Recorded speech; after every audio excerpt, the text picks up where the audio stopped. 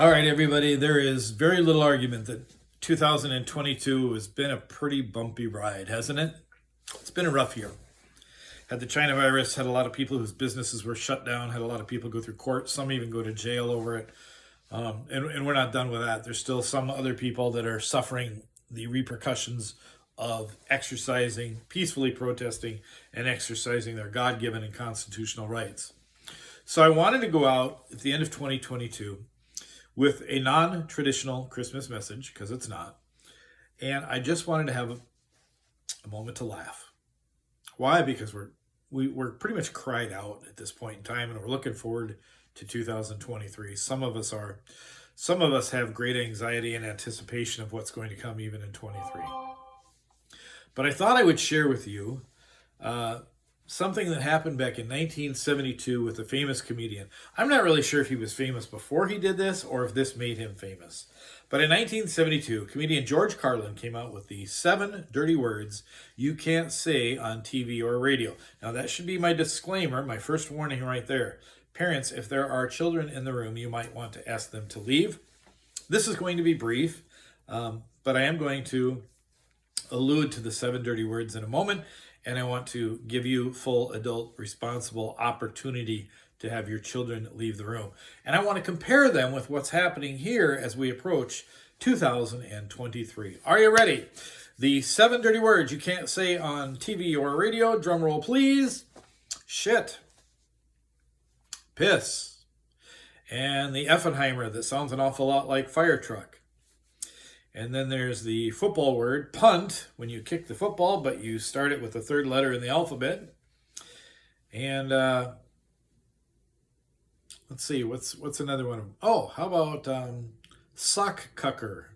That's one. You got to switch things around. In the transportation industry, mother trucker. Again, you have to switch a letter around there. And tits. Can't say tits on TV or radio, or you were at the time facing termination and maybe even action from the FCC. Although there was FCC complaints, nobody was ever sanctioned for that.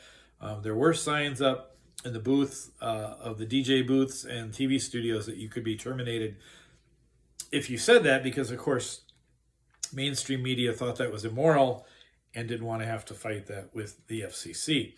The Supreme Court later ruled that that's your God-given right of free speech and free expression, probably where we started going downhill. And not the rights, just the Supreme Court action.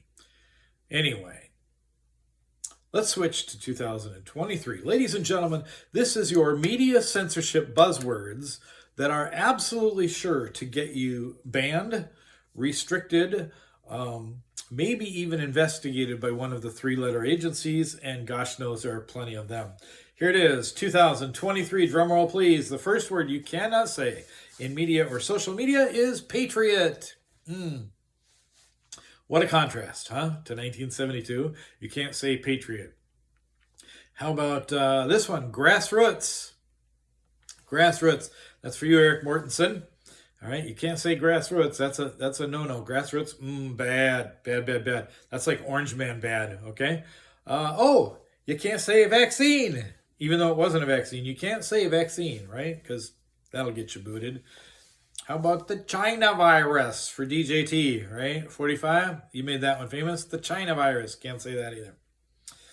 Here's one. This is a tribute to you, Lisa Hanson, because you fought so hard for all of us and are still fighting the good fight. Keep it up. You can't say Constitution. Not only can you not say it without getting banned, in some courts, Judge Joey Butel, you can't even use the word Constitution. You can't bring it up and you can't cite it.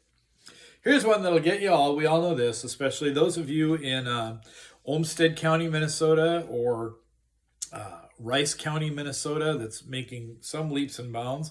You certainly can't use it in Arizona or Georgia. Here it is, election integrity. That's a no-no. You're gone right now. No hesitation. And then the last one I saved from my friend Redbeard, which we haven't heard a whole lot from, but America. What a contrast to 1972. With the words you couldn't say or you feared being banned compared to today. Oh, honorable mention is parents. Parents is another one. If you're a parent at a school board meeting, can't say that. Honorable mention. Listen, it may not fit for you, but I want to end this by just saying Merry Christmas. Laugh a little. I know Merry Christmas may not seem like it fits, but it's a hell of a lot better than saying Happy Holidays. Merry Christmas, America. Peace out.